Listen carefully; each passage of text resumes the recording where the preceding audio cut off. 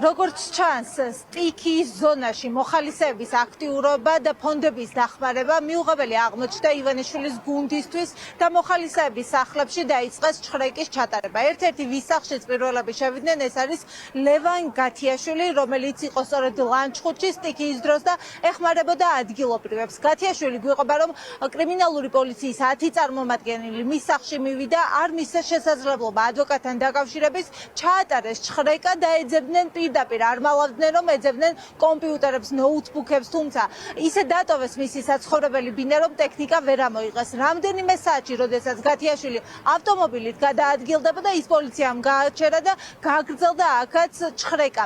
ამ შემთხვევაში უკვე რას ეძებდნენ გათიაშვილის მანქანაში, პოლიციელებს არ დაუზუსტებიათ, თუმცა გაგრძელება იყო დღეს დილით, როდესაც კრიმინალური პოლიციის წარმომადგენლები კვლავ მიადგნენ საცხოვრებელ ბინაში და უთხრეს, რომ კრიმინალურ პოლიციაში ორთაჭალაში გადაყავდათ გამოსაკითხა, თუმცა ადგილზე მისულებს გამომძიებელი არ დახვდათ. 1 საათზე მეტი ხნის განმავლობაში მოუწია გათიაშვილს დაალოდება გამომძიებლის მისვლის, თუმცა იმიტომ რომ ვერ მივიდა ადგილზე გამომძიებელი, რომლის სახელი და გვარიც არის ის გათიაშვილმა, უკან გამოუშვეს და უთხრეს, რომ თბილისი არ დატოვოს და თუ დატოვებს თბილისს, ამ შემთხვევაში საგამოძიებო უწყება საქმის ყურში ჩააყენოს. გათიაშვილი ამ ჩხრეკას უკავშირებს სწორედ გურიაში განვითარებულ მოვლენებს, სტიქიას და მოხალისეების აქტიურობას, მაშინ როდესაც ფონდები და მათ შორის ნანუკას ფონდი აქტიურად იყო ჩართული ადგილობრივების დახმარებაში და თვლის, რომ სწორედ ივანიშვილის გუნდისთვის, ქართული ოცნებისთვის მიუღებელი იყო ერთმანეთის მხარდაჭერა და ის, რომ ხალხმა სწორედ ერთმანეთის დახმარებით იპოვა გარკვეული გამოსავალი და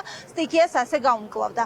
შემოვარდნენ, რა თქმა უნდა, ფორმის გარეშე, არანაირი დოკუმენტი არ წარუდგენიათ, იდენტიფიცირება არ მომხდარა, უბრალოდ რასაც გეუბნებით, უნდა გააკეთო მომენტალურად ერთ-ერთი რაც კიდეს პირველ რიგში გამომტაცის ხელიდან ტელეფონი, რადგან ტელეფონზე ვუყურებდი კურიერის აპლიკაციას, მეგონა რომ კურიერი იყო მოსული და ამ დროს აღმოჩნდა, რომ ჩემს სახლში თურმე სპეცოპერაციას ატარებენ რუსული მეთოდებით.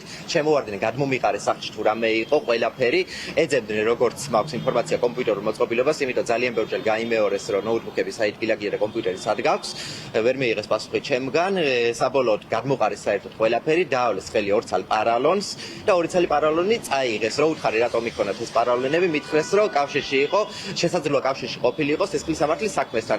უთხარი რომ თუ სისხლის სამართლის საქმესთან იყო კავშირში, სისხლის სამართლის საქმე იყო აღძრული, მაშინ რატო არ მაკავებდნენ? მე რატო არ გამაცნეს უფრო მეტი დეტალი და მითხრეს, რომ საქმე მე არ მეხეობოდა უშუალოდ, მოწმის სახით უნდა დავებარებინე განყოფილებაში, ამიტომ სხვის საქმეზე ვერ ისაუბრებდნენ. ნანუკას ფონდს გულისხმობ, ნანუკას ფონდი მოგეხსენებათ, როგორც ყველა სტიქიის დროს უწევს მოქალაქეებს მხარდაჭერას, იქ უშუალოდ გურიაშიც განხორციელდა მსგავსი ქმედებები და ეს რომ მოხდარიყო უფრო ორგანიზებულად და რაღაც მენეჯმენტის სახე ქონოდა ამ ყველაფერს, ვიყავი ჩართული ფონდის საქმიანობაში. როგორც ასეთ ფონდის თანამშრომელი არ ვარ, მაგრამ მოხალისეობრივ ვარ გამოვიდა.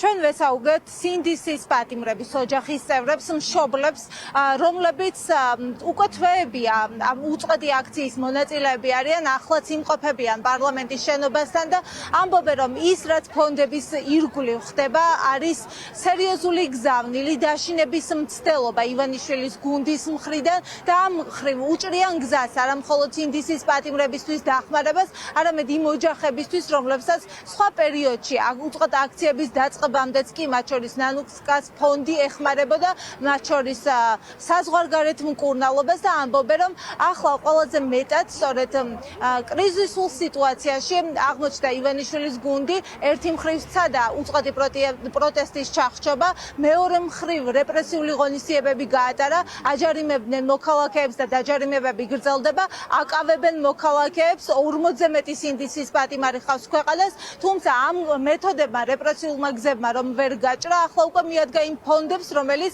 ეხმარება სწორედ სინდისის პატიმრების ოჯახებს და ასევე იმ მომიტინგეებს, რომელსაც უკანონო ჯარიმებით ასანქცირებს ივანიშვილის რეჟიმი.